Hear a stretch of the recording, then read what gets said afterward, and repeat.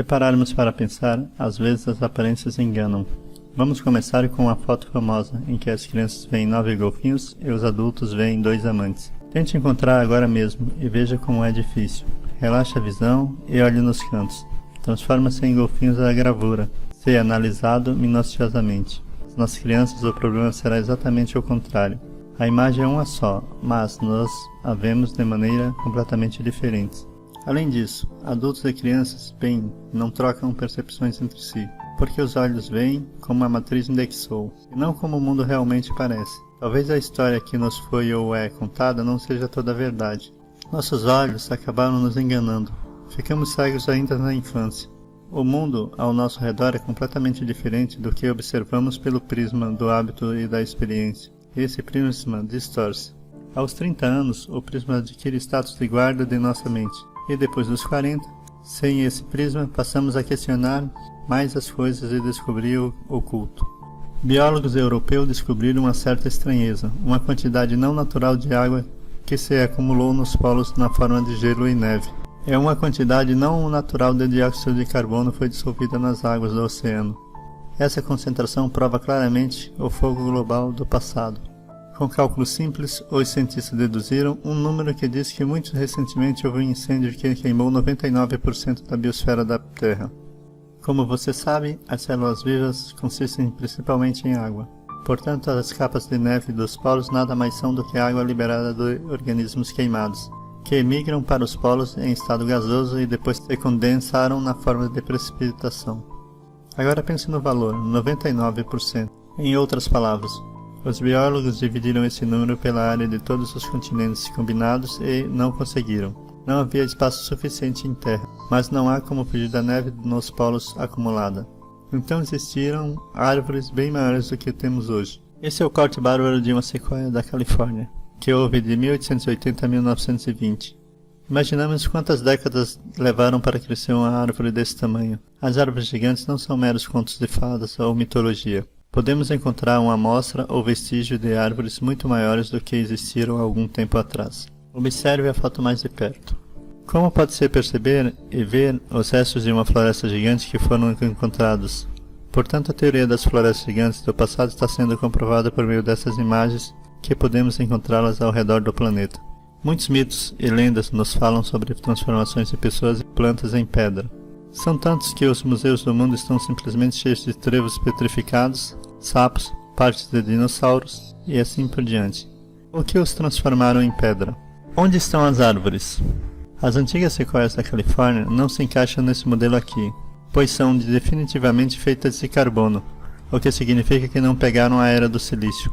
Quando corta-se uma árvore, temos os anéis de crescimento, indicando as mudanças das estações. Isso significa que mesmo essas antigas árvores gigantes da foto não estão relacionadas à era do silício. Então, para onde foram as árvores gigantes, ou pelo menos o seu remanescente? Achamos um local na América do Norte, no Arizona para ser mais preciso, hoje chamado Grand Canyon. Como um museu ao ar livre, as árvores petrificadas estão espalhadas pelo deserto e também estão cercadas. Hoje qualquer pessoa pode visitar esse destino turístico chamado de Parque Nacional da Floresta Petrificada. Se tartarugas e sapos se transformaram em pedras cinzas e brancos, as árvores locais se transformaram em pedras preciosas. Todas as nossas florestas são jovens e não crescem acima de 30 metros. O resto das florestas consideradas mitológicas foram preservadas na forma de sequoias americanas. Fósseis da Era do Silício foram encontrados incluindo árvores petrificadas em forma de pedras preciosas. Mas como o fóssil ficou petrificado, em vez de simplesmente apodrecer como qualquer outro orgânico deveria? Sabemos que o processo de petrificação ocorre no subsolo quando o corpo é enterrado sob o sedimento, mas não se deteriora por falta de oxigênio.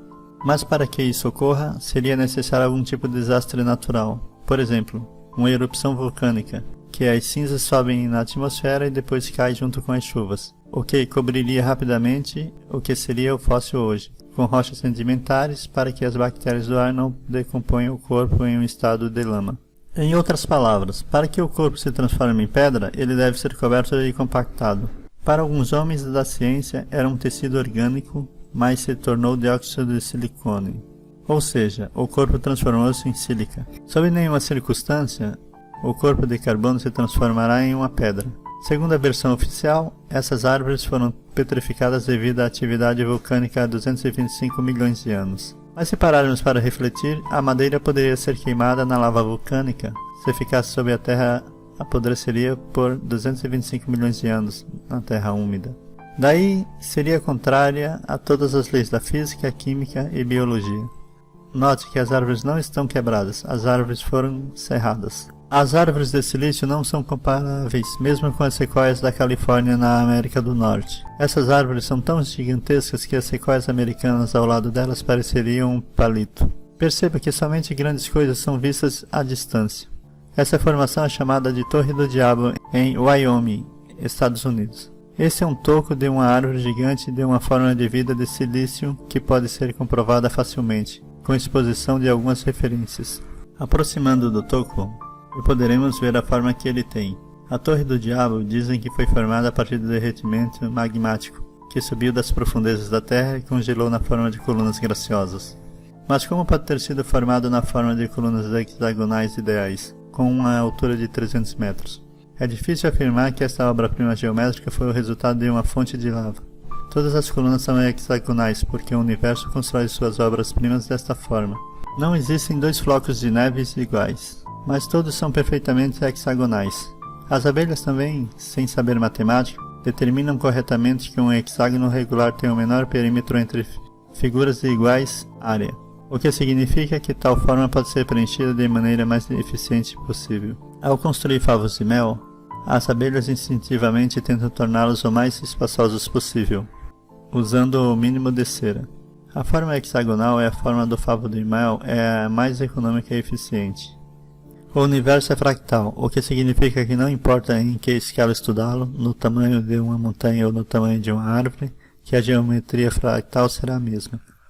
Se analisarmos na forma da botânica, encontraremos a estrutura de uma planta e a comparamos com o nosso toco gigante.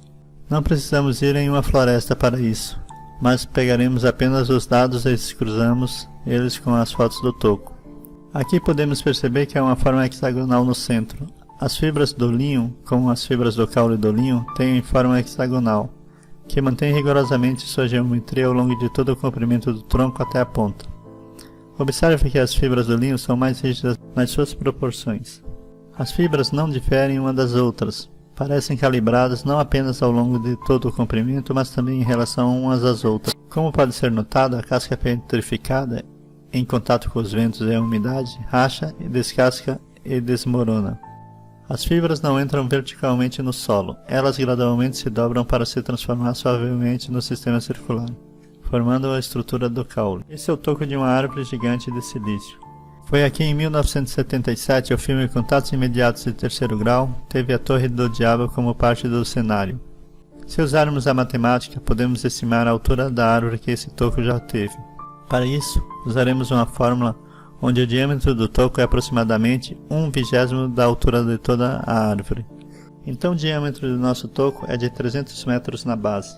Considerando que o toco se desgastou por 7.500 anos, é claro que era mais largo, mas mesmo se pegarmos modestamente esses 300 metros e multiplicarmos por 20, obteremos uma altura de 6 km.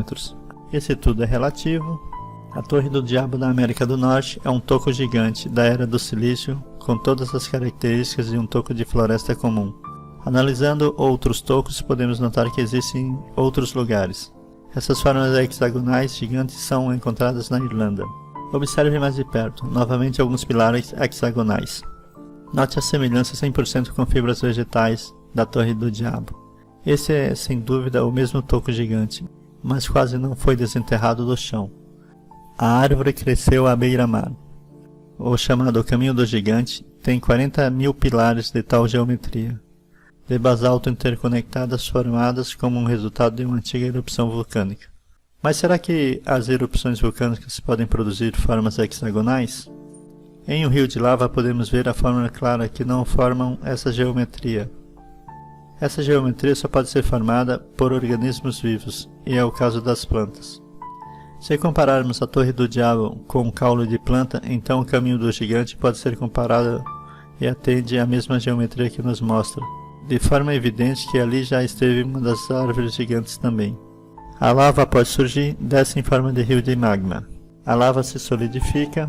Se compararmos a Torre do Diabo na América do Norte com o Caminho do Gigante na Irlanda, não poderemos achar referência com rios de lava ou outra atividade vulcânica semelhante. O mais interessante é que as pessoas nem pensam que são tocos. A ciência oficial as chamam de rochas de basalto. Observe que as fibras pendem como um teto. Como uma versão vulcânica poderia formar essa estrutura? O maior lago salgado seco do mundo está na Bolívia, na América do Sul, o Salar de Uyuni.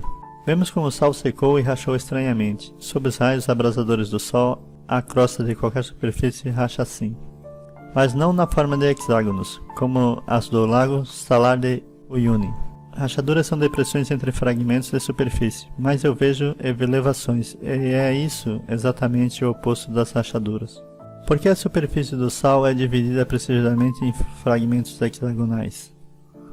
Os lagos salgados são lagoas de iodo, exceto esse lago, e aqui está o porquê. Uma forma hexagonal é característico de um organismo exclusivamente vivo, mas como vemos com nossos próprios olhos, o Salar de Uyuni não é apenas uma gigantesca camada de sal. Esse pode ter sido uma forma de vida de um ser que virou silício. Agora podemos refletir que os eventos do passado estão na nossa vista e às vezes não os percebemos. Se as árvores gigantes ainda são capazes de despertar nossa imaginação, então aqui está possivelmente uma criatura preservada no sal com 10.000 km² de largura, e não está claro a que altura pode ter. Agora podemos entender, apenas 7.500 anos atrás, nosso planeta parecia tão fabuloso quanto o filme Avatar, que estão apenas representando uma possível flora que já existiu em nosso planeta. Observando o topo do toco, tem-se uma área plana, portanto havia uma árvore aqui, que foi cortada, por algum tipo de equipamento desconhecido. A Torre do Diabo é apenas uma árvore nova comparada ao que você verá a seguir. Se dermos um giro ao redor do planeta, poderemos perceber que a nossa percepção mudará sobre o conhecimento referente às montanhas e às rochas. Por exemplo, na Austrália, Canadá, Itália, Namíbia, Cidade do Cabo, Groenlândia, Argentina, Estados Unidos da América, Rússia, Etiópia, Venezuela. Esses tocos se espalham por todo o planeta, há centenas deles. A antiga floresta que é retratada em Contos de Fadas foi preservada nos Estados Unidos, que são as sequoias gigantes de 100 metros de altura. Com isso, podemos compreender que uma árvore do tamanho da Torre do Diabo indica que ela era 6 km de altura. Descobriu-se que a Torre do Diabo foi uma árvore nova em comparação às outras árvores cortadas no planeta. Tem uma montanha na Cidade do Cabo, na África, que as dimensões são verdadeiramente impressionantes. Fazendo o cálculo multiplicando o diâmetro do planalto, que é de 3 km, por 20, então a altura dessa árvore foi estimada em 60 km. Em comparação, isso significa que é 10 vezes mais alta do que a Torre do Diabo. Então nossa mente definitivamente não verá um toco na Cidade do Cabo. Se compararmos esses dois tocos, o verde da floresta parece mais um musgo do que uma floresta. Agora você entende por que não conseguimos encontrar 9 golfinhos? Mas não se prenda aos golfinhos ou aos tocos, olhe mais amplo. Procure analisar as coisas fora do prisma. Pense em uma escala planetária. Se em vez de golfinhos e tocos vemos amantes e montanhas, então imagine que cortina gigante nos cerca a verdadeira imagem do nosso mundo ao redor. Agora podemos entender por que o Apocalipse é traduzido literalmente como uma abertura da cortina ou revelações. Tudo ao redor está organizado de maneira diferente. Considerando que toda a superfície do planeta estava coberta por uma vegetação gigantesca, vamos nos questionar um pouco. E para onde foi o resto da mega floresta? Os tocos remanescentes das árvores gigantes são apenas algumas das melhores árvores que foram escolhidas para serrar. O resto da floresta única do planeta foi simplesmente derrubado por uma onda de choque.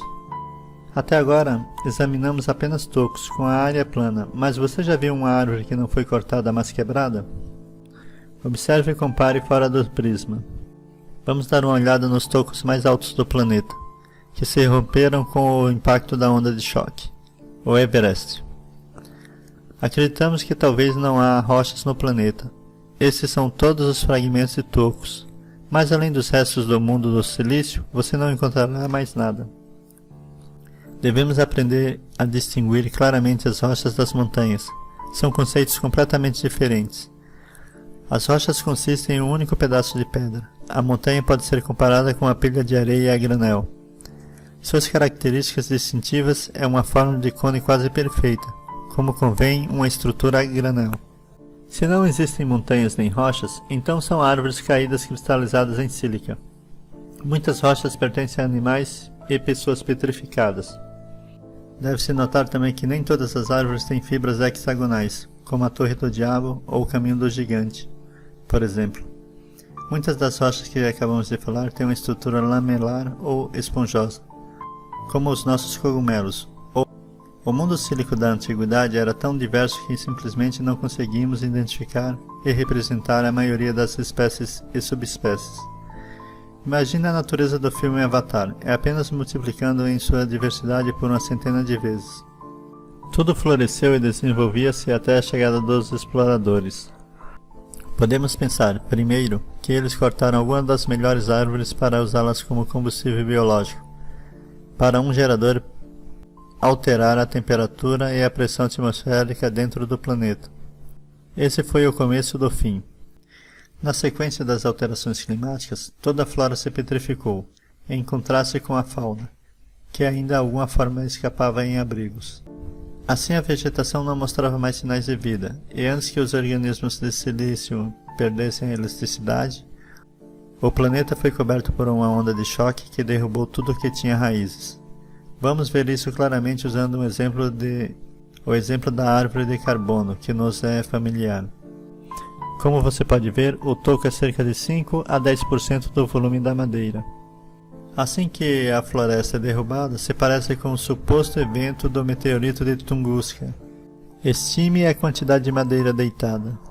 E agora imagine o volume de uma árvore caída, com 100 km de altura.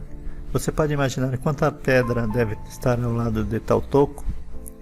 Então para onde tudo isso foi? Após a explosão, todos os seres vivos desapareceram. Então pode-se ter usado uma técnica. Rasparam várias centenas de metros da camada superior de pedra de todos os continentes. Continente após continente, devastando a Terra e transformando-a em uma pedreira em escala planetária. Esta é a escavadeira Bagger 288, a maior escavadeira de roda de caçamba do mundo hoje. Se nós temos tal técnica, com a tecnologia que temos de construir uma escavadeira dessa, imagine as duas alienígenas que manuseavam árvores de 100 km de altura. E é assim que funciona uma escavadeira de roda de caçamba. Ela se desloca sobre trilhos paralelos à parede da pedreira. Um enorme disco com balde raspa a rocha, deixando uma parede côncava de pedra. Essa formação vemos nítido que foi uma máquina que fez essa forma de ranhuras.